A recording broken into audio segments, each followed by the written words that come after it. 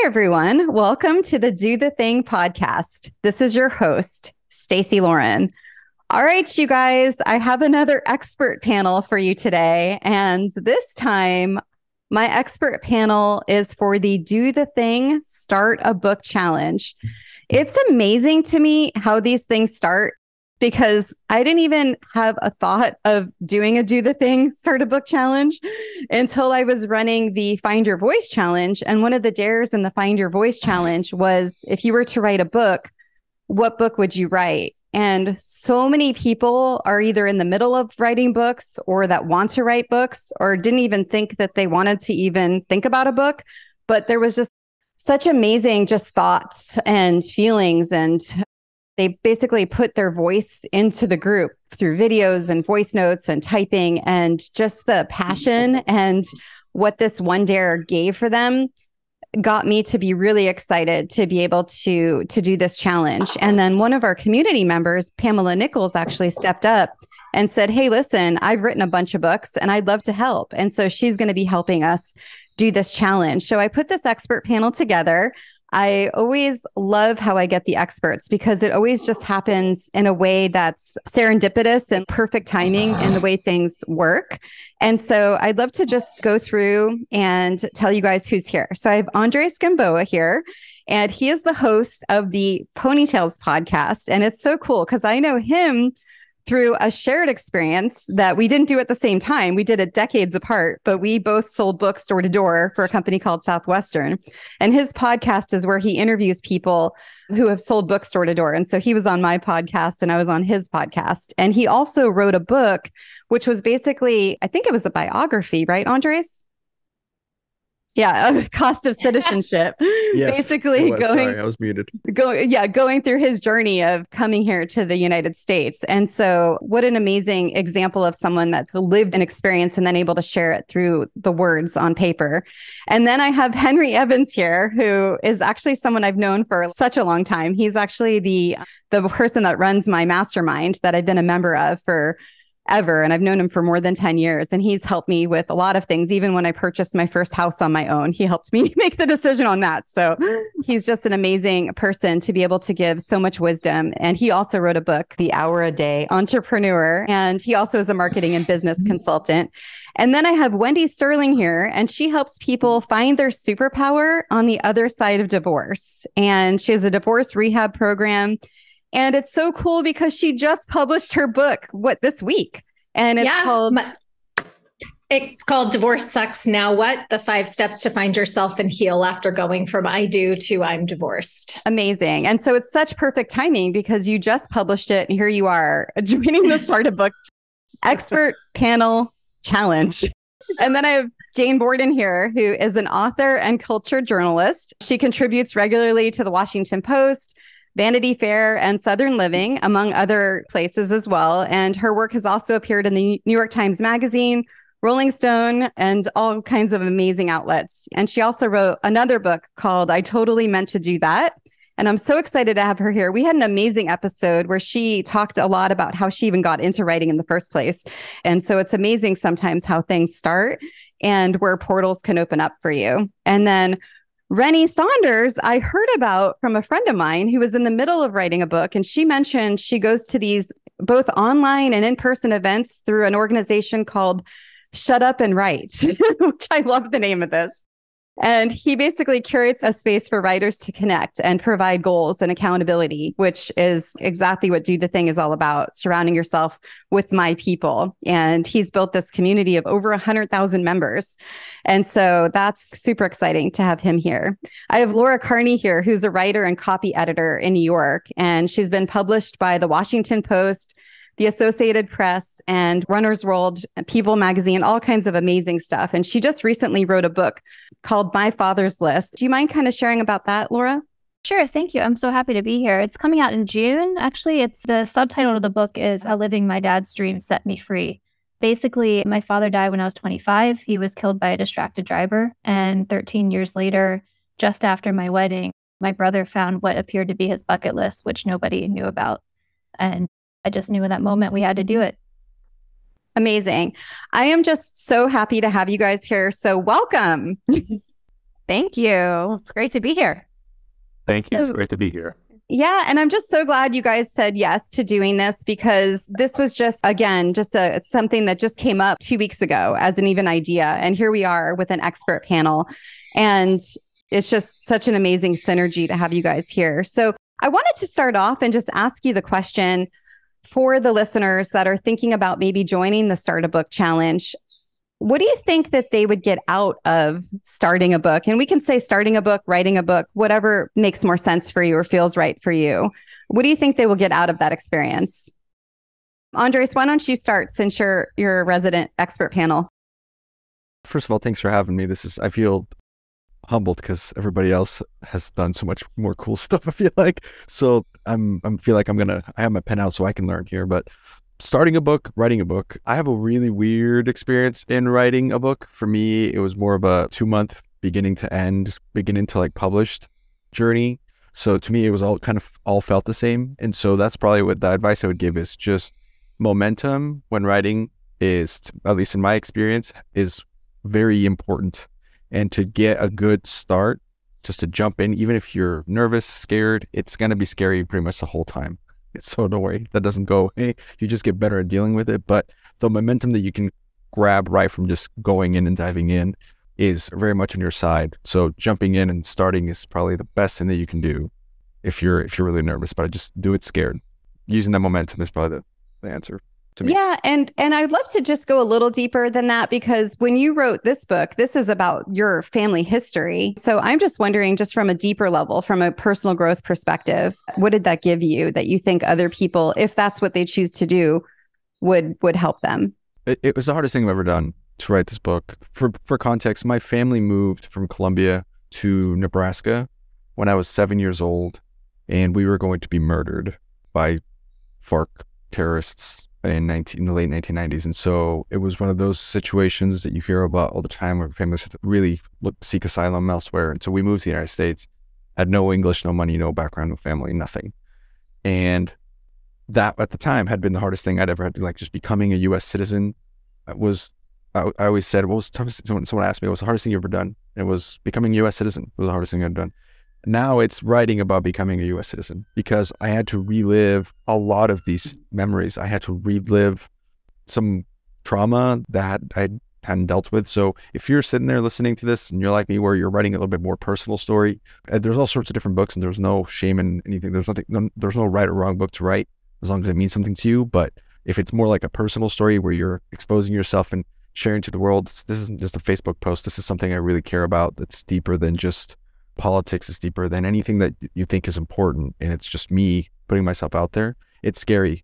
On the other side of that, when you do something that challenging where it's not going to hurt you, it's just hard because it's scary, the reward from the liberation of that fear of knowing that you have done something that's greater than yourself, because my family, even if nobody reads my book, but just my family, that legacy down the line, they'll know that what my family struggled to get us here to start from in the land of opportunity was worth it. And they'll know what we went through, so that it's not forgotten what my parents did for the generations to come. So that was what I got out of it from a personal standpoint. It's just like therapy. It was just so therapeutic to just get it out there and release that part of my life and kind of move on, in a lot of ways. So yeah. And thank you so much for sharing that, because what I didn't mention is the group. So the Start a Book Challenge will actually be held in our singles community, which is people that have come from just hard situations after having been divorced or widowed or a variety of things. And they're in this reset of life. And so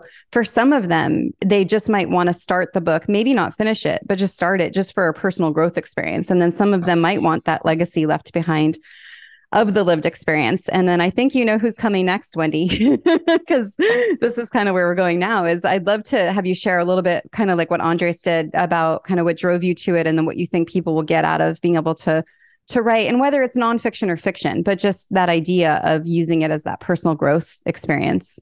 Yeah, thank you again also for having me here. My book is a little interesting because I started it a year before I actually started it. So what I mean by that is I had a vision for what my book was going to be. And then my mom got sick, and I talk about this in my book. My mom got sick, and she had been fighting ovarian cancer in parallel with my divorce journey. And then she passed away, and I stopped writing. And I didn't pick a pen back up or my laptop back up for about 9 months. And how I want to answer that is in this way, which is that I was trying really hard to write a book that I thought people wanted to hear. And it wasn't until I realized that that wasn't the way to do it, that it was the story that I wanted to tell.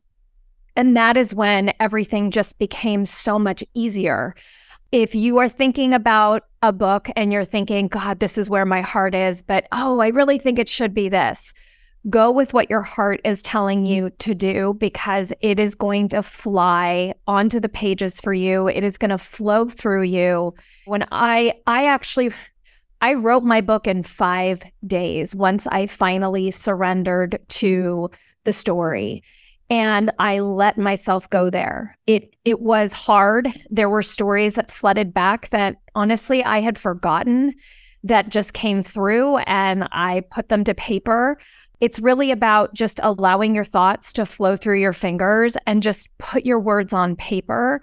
You can always go back and reread and edit and fine tune and take out, but just get out of judgment and just let yourself free flow. And the best way that I found to do that was actually not being in my house, not being in my office. I actually wrote my book in Sedona, which is a very magical place for me to be.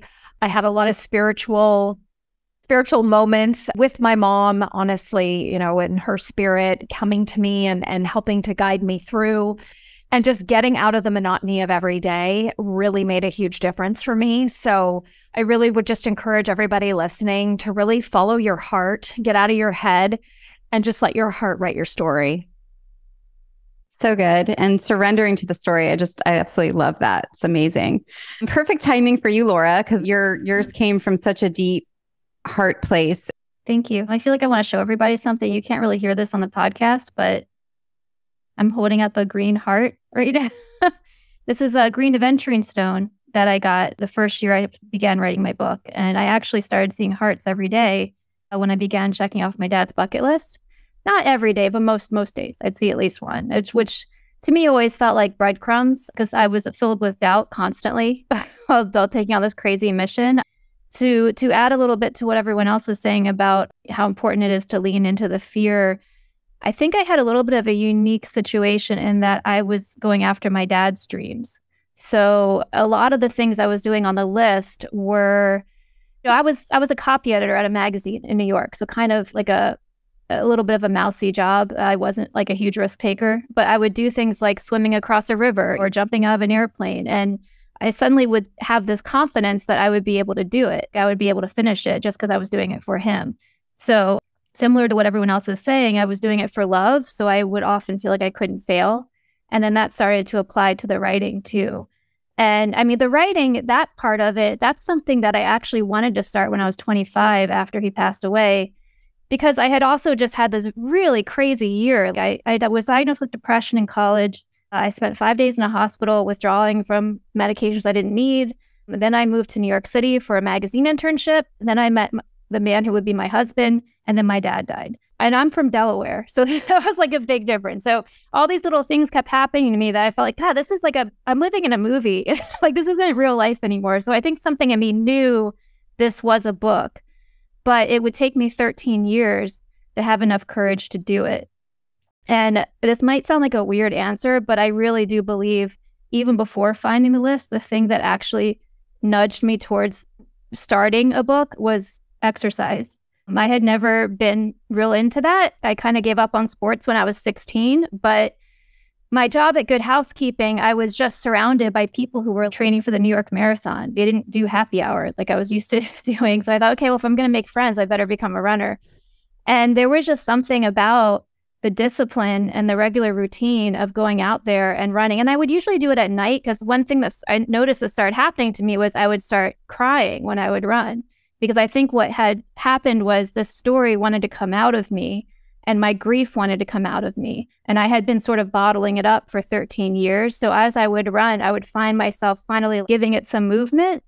And I think there's something, I haven't studied it enough yet to know, but there's something about exercise and moving your body that makes you connect with your subconscious, that removes this part of your brain, and you're now here. I mean, I assume that's where the subconscious is. But anyway, I mean, so, that's what the writing is, right? You're in another language. You're connecting with things that are in the spirit world in a way that you might not notice every day. So I think that was really the gateway for me to take on 54 items in 5 years and also simultaneously writing a book. And not to mention that one of the list items was write and have a few novels published. Yeah. And I love that idea of, for those of you that don't know, so Do the Thing has a formula, and part of the formula is My People is one of the pieces of it. And My People is giving you the community and the connectedness you need with people that are doing the same thing as you. And I love the idea of you just being around these people and then running, which then led to another thing, but it opened up your mind to this whole other thing. So I think that's actually a perfect timing to bring on Rennie, who's creating this space for people to be able to write, start, and do this with books. I'd love you just to kind of share your thoughts on this as well. Sure. Thank you for having me. And really, I'm going to add expert to my Vita now because I've never been an expert before. So I started Shut Up and Write because I had a career change. I was a graphic designer and a creative director. And so I do marketing and technical writing, but I've always had these stories bouncing around in my head and limited success getting them out. So when I made this career change, I read all the books, I took all the workshops, I traveled in San Francisco. So I got to go to lots of different writing groups and I learned a lot. And the one thing I found missing was the structure that would get me to actually get my butt in the chair. And so I started a meetup called Shut Up and Write. And I was like, it's on the calendar. I'm going to go. It's Tuesday evening, 7 p.m. at Crossroads Cafe. I'll be there. Anybody else wants to come, fine. And I sat there by myself for, I think, 2 weeks by myself. And then within a month, I had 16 people because the simplicity of it, people would say, what are we going to do? I said, you're going to tell me what you're going to write. You're going to make that intention. And this is really important. You're going to make the intention I'm going to write. And then we're going to go around the room and hear what everyone else is writing. And then we're going to do this really crazy thing. We're going to just shut up and write for an exact hour.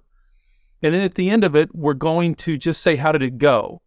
But at no point will we do, not within this structure, do we do prompts or readbacks? Because my research has led me to realize that if I'm going to tell you about it when we're done, I'm going to write it differently. And so I'll shift to another thing that I discovered that I sort of uncovered in myself is, and this goes, we're talking about fathers and family here. I'm from the Ozarks in northern Arkansas, and my father actually went around in his youth and researched the way people speak and wrote a long list of the funniest sayings, none of which I can say on air, about how people describe things. It's like, it's as cold as, or I'm as tired as. And he had just this volume of stuff. And it made me realize that, and then in my travels, I started noticing that made me notice as I traveled all around the world over the years that everywhere we go, humans like to tell stories. We are storytellers. And there's some disconnect that we have that writing is something different than what we should naturally be doing every single day anyway. So coming back to Shut Up and Write, I set it up so that I go minimum 1 hour a week. You're going to sit down with a group of people that will become your, as you say, it's your mastermind, it's your writing group, it's your people. And it rotates. Different people come and go, but you get a group going, and there's no expectation, there's no readbacks, you're allowed to be vulnerable, you're given permission to just do an hour of writing. And then out of that, if you just do that once a week, you've got a rough draft of a novel in a year. And then you can allow yourself to go, oh, editing is different than writing. I'm going to edit this. I'm going to sit down with the red pen, and edit this. Then when I sit down and write. So anyway, that's sort of the story of how I came to this. And I am so driven that everyone should tell their story, that I spread it. People go, how can I do this? I'm like, here, I'll make you a host. And so we have people in Japan and Kenya and Mexico City and Paris, France. And so that's sort of how we've grown. And amazing. Yeah.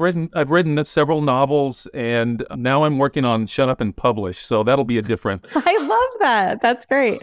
Have you seen have you seen it to fruition with other people where they've published their books after, and like what that's given them? Have you seen that process? Absolutely. On regular basis. Actually, one of the best ones was my wife is a doctor, and one of her colleagues needed to write a book on counseling in the women's health clinic that they run together. So she started coming, and she came for 4 months, published the book. It is now the book on counseling women when they come in for healthcare. Wow. Period. Amazing. That's just, so seeing that, I mean, I've seen that dozens and dozens and dozens of times. Everything from it's just important to write. You just need to write get the thoughts out of your head to, oh my goodness, I've got a screenplay here. I've got a novel. I'm so glad you said that, because the reason why it's start a book also is because you might be in the middle of it and decide, okay, the book isn't what I want. I want to do a blog, or I want to do a YouTube video. It's you're giving yourself permission to free your mind of whatever it is you want to get out. And then who knows where it could go. It could go into a published book, or it could go into any of these other things. I noticed that I have a beta podcast that started with the Start a Podcast Challenge, and she's decided for now she's turning it into a blog, but she wouldn't have done that had we not set this catalyst of the podcast. So people always ask me, what's the thing, and do the thing. It's really about the do. It's like, focus on the do. The thing will evolve as it comes. And so on that note, Jane, I would love to hear from you on this, because what I didn't mention is you not only are writing this book, you've written another book, you're helping people write books too. I just thank you for having me. And I'm so enjoying listening to all of you and learning from you. It's so true that we are designed to tell stories. We evolved to tell stories. I mean, before humans were able to write stuff down, when you hear a story, it's more easy to remember information. And that's part of why we evolved to tell stories to one another. And what's so special about the book format is how incredibly intimate it is. I mean, when you've read a book, how connected you feel to the author, and to what Wendy was saying about how you have to tell your own story. If you try to write for everyone, you wind up writing for no one. But the more specific and authentic, that winds up being the most universal. And it's such an act of self-growth, or at least it was for me. I sometimes compare memoir writing to art criticism. So the way that when you were in high school, you would write a paper about a novel, and you would kind of say, oh, well, this is what the themes are, and this is what it means. And I feel like writing a memoir about a life is the same thing, and gives you an opportunity to look back and to make connections and derive meaning as a result. And that was so exciting for me. And that was definitely the most rewarding part. But, the more rewarding parts are just the minutia, the day-to-day. I mean, the art and craft of putting a word together and thinking about the rhythm and thinking about the language. It's joyful. And my current book is about religion. And so maybe it'll make sense that I'm thinking about this, but I feel like writing and any kind of art form is an opportunity to commune with the divine. And I think when you're in the flow, when you get lost in it, I think that's part of what's happening. So even if you don't finish the book, just the writing itself is beautiful in that way. So good.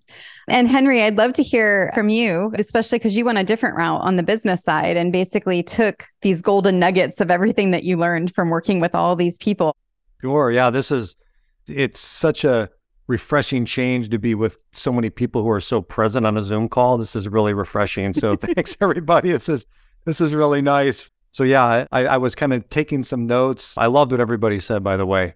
A couple of things that really helped, because I've coached and trained a lot of people who've written books also, is to start with the why. There's no need to necessarily publish it. I love what you were just saying, Jane, about it being you're kind of communing with the other side. I think there's a lot to that. It's a very therapeutic individual experience.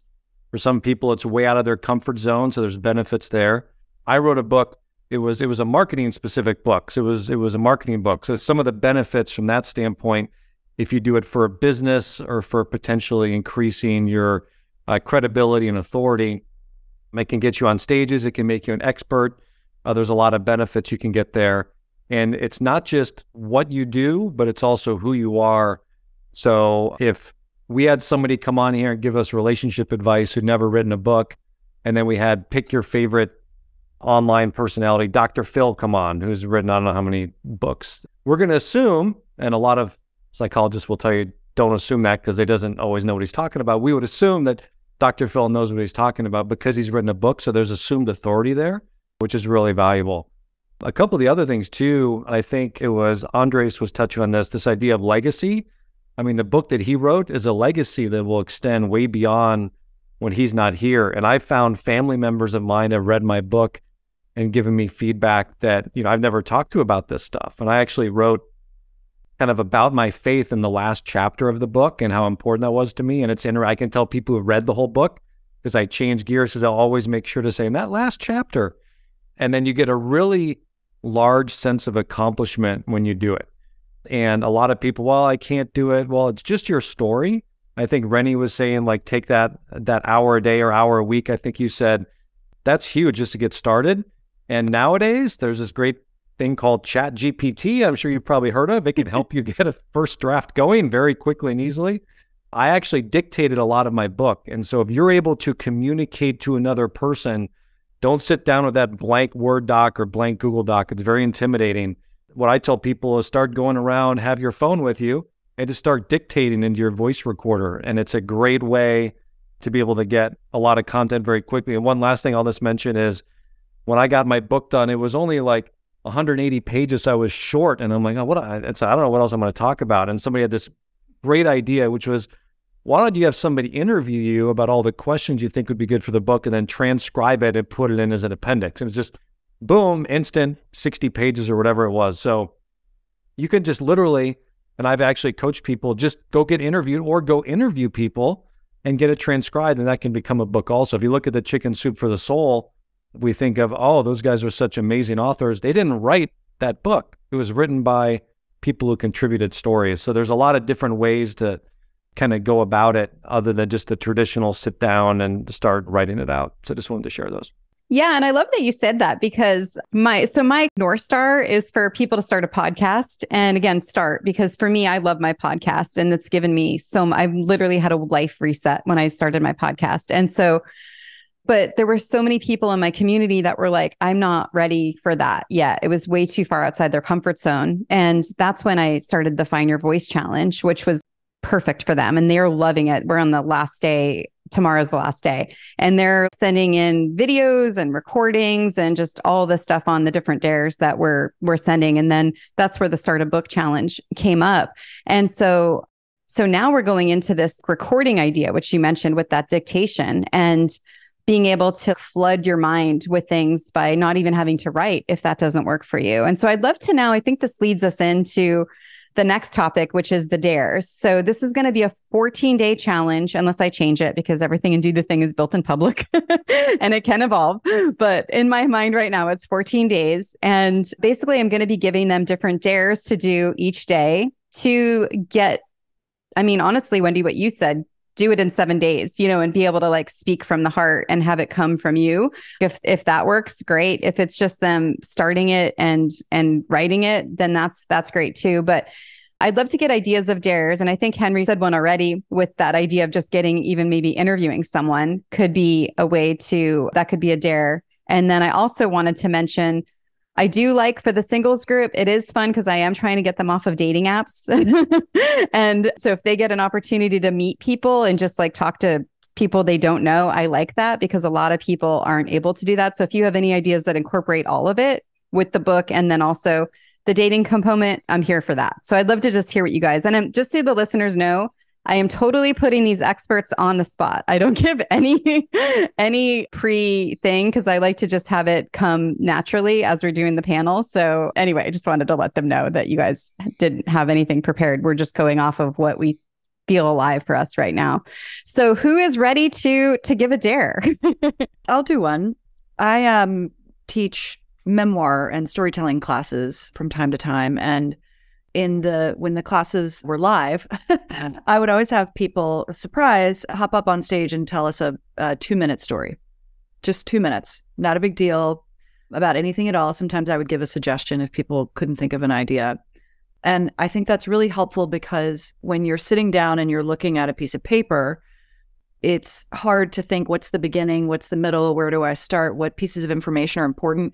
But when you're telling it to someone else, your mind just naturally knows, and you're also getting feedback. Oh, I see, I didn't explain that part. Oh, wait, let me tell you this. And then people are asking questions, which leads you to other things. So long setup. But the dare is to tell a story to a friend over the phone, over a coffee, a stranger you meet. It could be anyone. It doesn't have to be a long story, but it'll really kind of get the gears spinning and help you naturally understand what the important parts are. Yeah, and I thought I'd mention too, for people listening, you might even decide you want to do a fiction book. And just from doing that, telling a story, what if it's coming up and it's not even about you? It's just something that is fun for you. One of the people in the group actually said her book, she'd want to write about her inner child, but it was a fiction book on the inner child of the way things maybe could go, which I thought that was an interesting spin on it. Or someone else said she wanted to write a book about her dogs and what she imagines them doing through the day.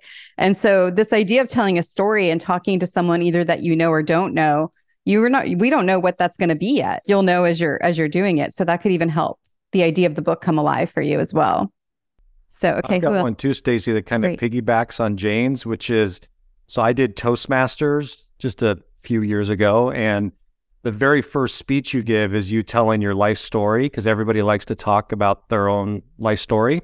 And so if you can kind of do Jane's and then do another one with a life story, like, hey, just, it's actually one of my favorite interview questions when I interview people is, tell me your life story, Stacey, just 1 to 2 minutes. I mean, how'd you get where you are? What do you like about where you are and where are you looking to go? And everybody can answer that. I think that's a good one. And the actual assignment for Toastmasters is I think it's a 6 to 8 minute speech, and you just tell your life story leading up to today. And so it's an easy one that anybody can pretty much answer. So good. Wendy, did I see your hand raised? Yeah. So mine's kind of a double dare. That's how I roll. So my double dare is twofold. It's to announce on social media that you are writing a book. And the double dare is your publishing date. So this was what put my hand to the fire, truly. When I announced to the world that this was actually happening, it made it real. And then putting a date against it, it held me accountable. I mean, part of this process of writing is holding yourself accountable to deadlines, either deadlines that you set for yourself or deadlines that you verbalize to somebody and you ask them to hold you accountable to it. And there's nothing more accountable than social media. So that is something that I would throw out to your audience. At the least, tell the world that you're writing a book. You don't have to tell them what the story is about. You don't have to tell them the name of the book. I don't think I released the name of my book until a week before it was coming out, but I kept teasing it and talking about it. But it makes it feel more real, and it adds a level of excitement to want to get it done. Yeah. And thank you so much for bringing this up. So I want to be the person now hearing that. And I want to say, here's what I want to say, and see what you think. But what if I don't finish it? What do I have to say that someone's going to be interested in, or whatever that insert an excuse there? What do you say to that person?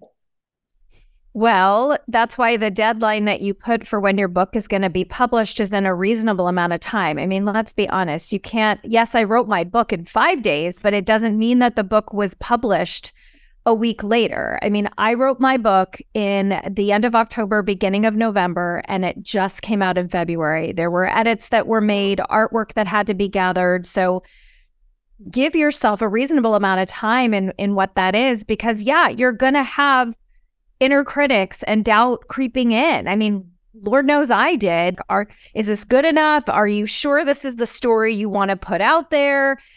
What are people going to say? And part of that process is you standing in the power of trusting. Jane was saying, I'm very much a divine believer, and just trusting that what you put to paper is there for somebody to read. It's gonna resonate with somebody, but also don't set yourself up for failure. I mean, I think so many of us have very unrealistic expectations of what we can accomplish in a short period of time. And as long as you are giving yourself a little bit of leeway, but you're still holding yourself to the fire, those types of questions you can be coached through or talked through with friends or mentors or whoever it is that you have in your life that's there. Nobody writes a book in a silo. I mean, let's be honest. I didn't write my book in a silo. I was, and when I say that, there was divine that was involved in my book writing. So it doesn't have to happen by yourself.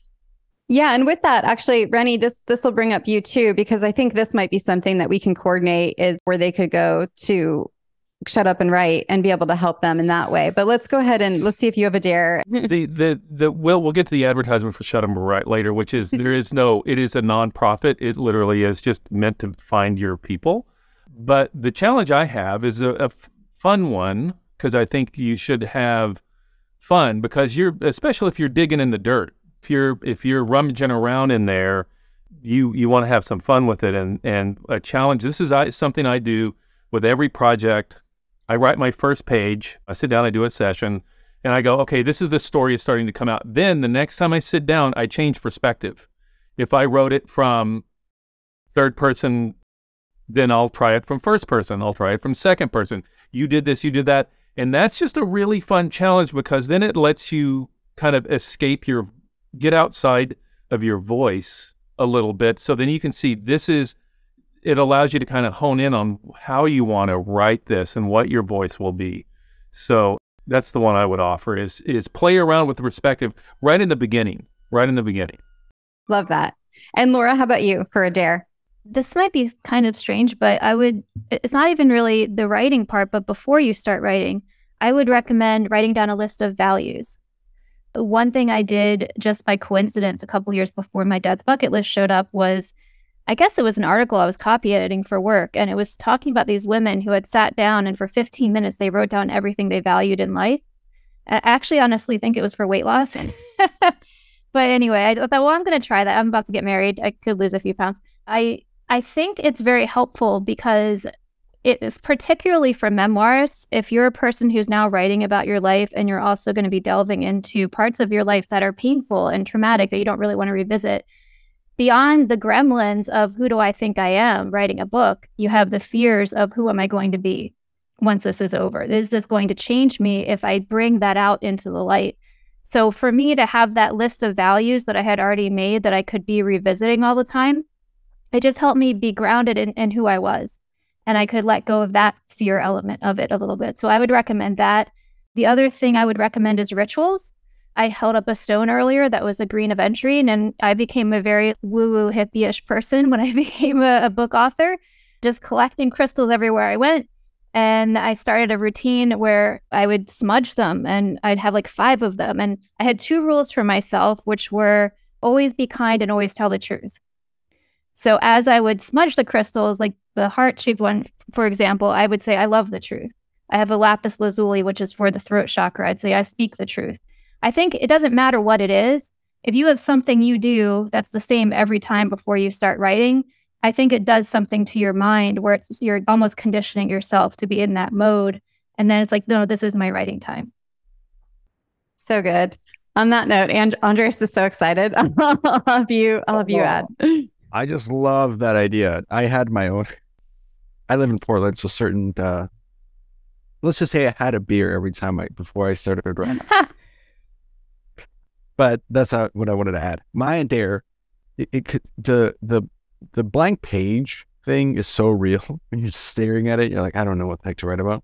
So for me, I'd wanted to write this book for a while, and I would always say, run into this blank page. So to entirely avoid that, and this might sound super technical and super simple, but it took me back to third grade, but outlining. Honestly, just take a day where you would just outline your book. It's just super technical, but I would say double outlining. So what I did, especially if you're writing a memoir, like I know the story.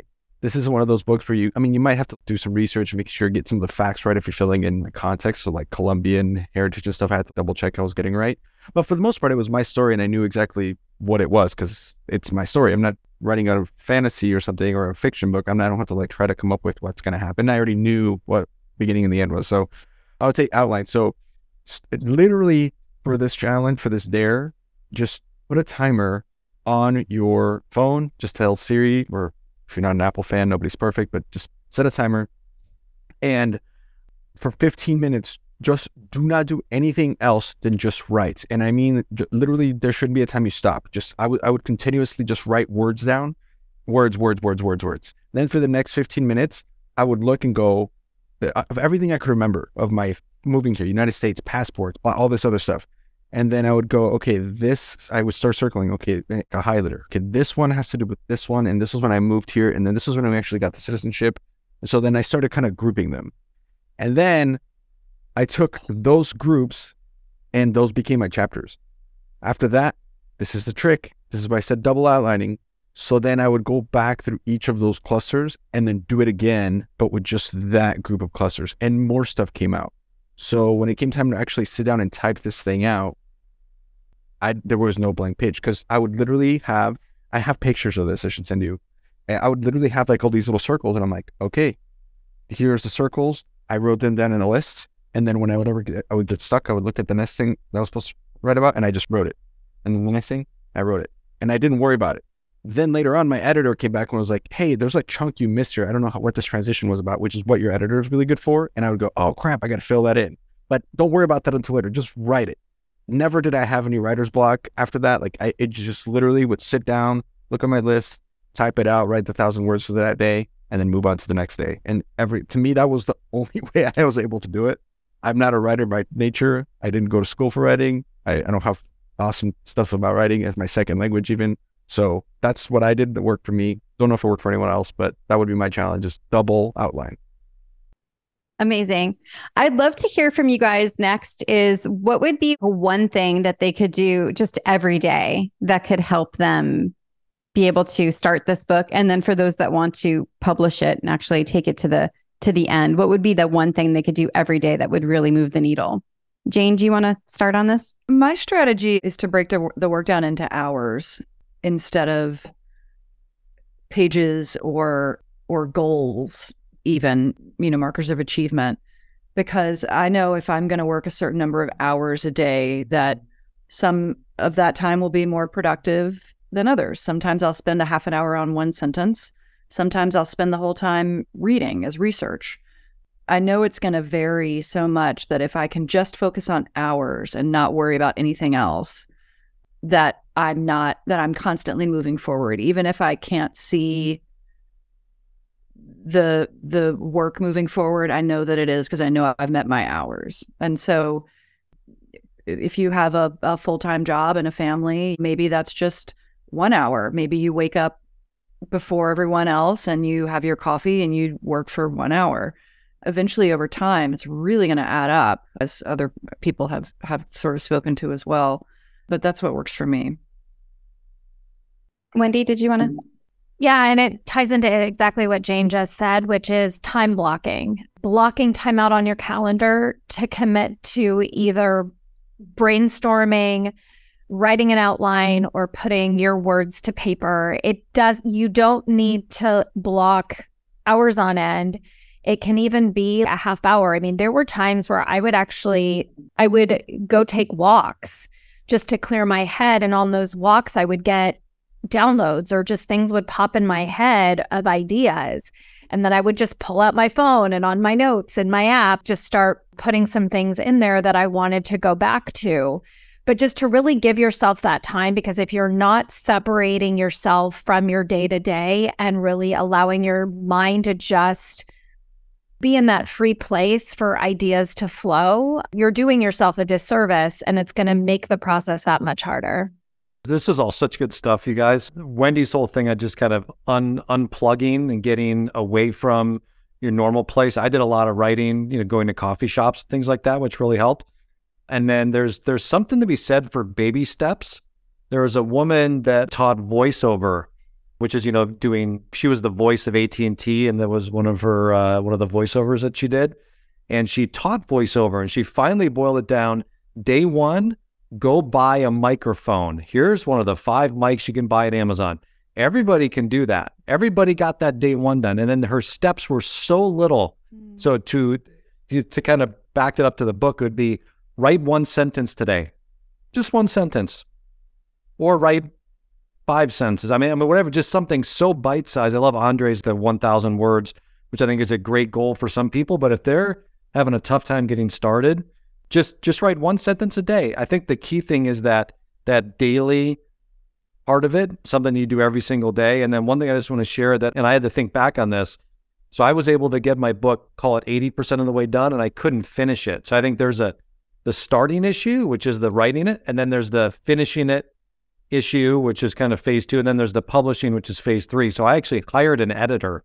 And when you spend a lot of money on a professional editor, guess what? I got that thing done fast. I mean, it was no 5 days like Wendy, mind you, but I got it done fast. And it's funny how attention goes where your money flows also. So if you put a bunch of money up, and you can also do fun tricks too, like, okay, I'm going to give Stacy $1,000 to my least favorite political candidate. And if I don't get this done by this date, guess what? You get to mail it in. Little tricks and acts like that work really well if you're not able to just push yourself over the edge. So I just wanted to confess that I also too worked with a book editor.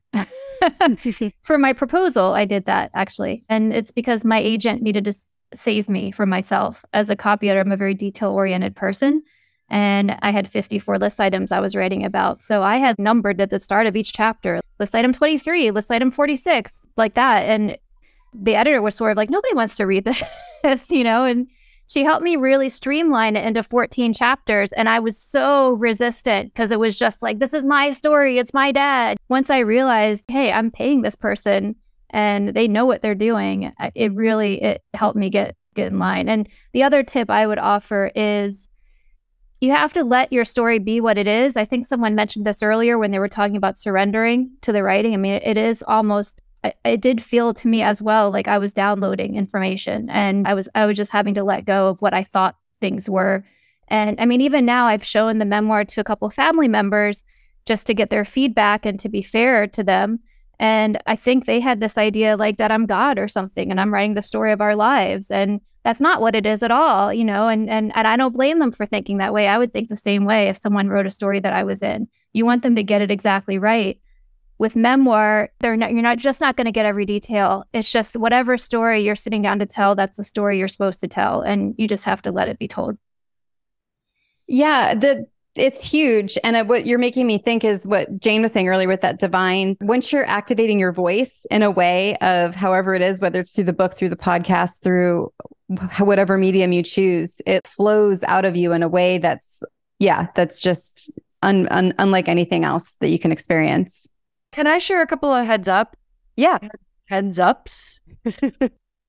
First, there will be times where you do not know where something is going, and that's normal. Don't think that means you have to stop and then figure out where it's going, because that's not how it works. Sometimes it is, and sometimes you can turn to your outlining, as Andre said, which is a great tool. But there will also be times where you just don't know, and that means you're just supposed to keep going and figure it out as you go. So don't know that that's normal and that's part of it. And the second thing to know that's normal and part of it is the self-criticism that Woody touched on earlier. It is a roller coaster of, I mean, it's like being manic depressive. It's like, this is the most important story that's ever been told. And they're like, oh my God, what if I'm an idiot? And I'm like, I'm about idiot. And it's just back and forth and back and forth. And every single writer experiences that. It doesn't matter what kind of book it is or what kind of writer they are. It's totally just part of it. So when it happens to you, be like, hey, I'm a real writer now, instead of, I love that. Totally good. Yeah, you're acknowledging the fact that it could happen. So then you're not feeling crazy when it does happen. Yeah, so good. I had 2 points that I wanted to answer as far as strategy goes and like routines and stuff to do. One, this is really helpful for me. I'm sure people with Shut Up and Write is probably would be perfect for this, but just pick an accountability partner. Have someone to hold you accountable to things. I know this sounds super basic. When I wrote my book, it was the beginning of the year. It was 3 years ago now, and we started this habit share app. There's a bunch of apps to share habits, but basically it's public. When you write down, our rule was that you could only check off the mark, not at the end of the day, but as soon as you got that habit done, you check it off. And for me, it was, I wrote 1,000 words a day. No matter what, I had to write 1,000 words a day. And I always wrote them at night.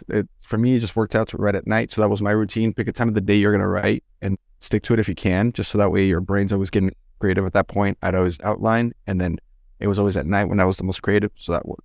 But anyway, what was fun for me was because a lot of my friends were supporting me. And so after I never missed a single day, but it became a thing where at the end of the day, almost people were staying up to see if I would actually do it or not. And so we had a group text and this going.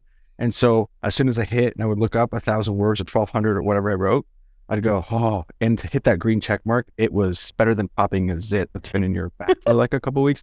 It was amazing. And people literally, they would get like the text chat would blow up going, oh, and just to have that support in that way of people help that you want to stay accountable for, it became a game, and it started becoming less about me and more about just making sure I stuck to my word. I know that might mean nothing to some people listening, but to me, that was a big deal to have my friends just really cheer me on that way. And so, yeah. And then the other thing that I would say is outline before you write every time. So that second outline, I would go, oh, okay, right, chapter 4 today. Here's what I looked up those words, redid that outline, and just wrote what it took 15 minutes to do the outline and 45 minutes to type. And it usually took me an hour to do 1,000 words that way. That was just me. And Rennie, you're the finale here. What do you got? I'm going to say that Henry, Wendy, Laura, Andres, and Jane said it all exactly right. And I've stolen all your ideas and called it Shut Up and Write. It's all about habit building. It's all about ritual. It's about accountability buddies. It's about giving yourself permission to just write just crap and know that you can come back to it, right? Because I call it attending the muse. And in Stephen Pressfield's book, The War of Art, he talks about we're trying to overcome resistance. And the way you start, my ritual is always, I go, muse, I am here for you. Because once you start writing and your muse, whatever that is, whether it's the divine, the spirits of all of your ancestors, it doesn't matter, because they will all show up and go, keep talking, keep writing. For me, it becomes a storm sometimes. The real advice I want to give is time and place. Set it aside. Mark it on your calendar. Give yourself that hour. Jane is absolutely correct. We work in hours in our heads. Set, this is an hour I'm doing this thing, and do nothing else but that thing. Even if you're just sitting there polishing your stones, right? That it counts, because the muse hears that and the muse will respond. And we're totally doing a dare called Write Crap. It's going to be the dare, because it gives you permission to write whatever comes to your mind and you're not stuck on that perfection. Well, oh my gosh, you guys, thank you so much for doing this today. I just am blown away with the amazing feedback that you were all able to give. And I really appreciate each of you and your contribution. And thanks for encouraging people to do the thing. Thank you. Stacey. Thank you. Well Thanks done, for having Stacey. me. Thank you so much. Nice to meet you all. Thanks for letting me meet all these wonderful people. Yeah. Good luck, everybody. Yeah, you just made me think. For everyone listening, we will have the links of everyone that's on this call today. It'll be in the podcast episode. And then we're also going to have a packet with all the information of how you can get in contact and get the books and all that stuff for everyone that's on here. And Shut Up and Write. All right. Thanks. Bye. Thanks, Stacey. Everybody.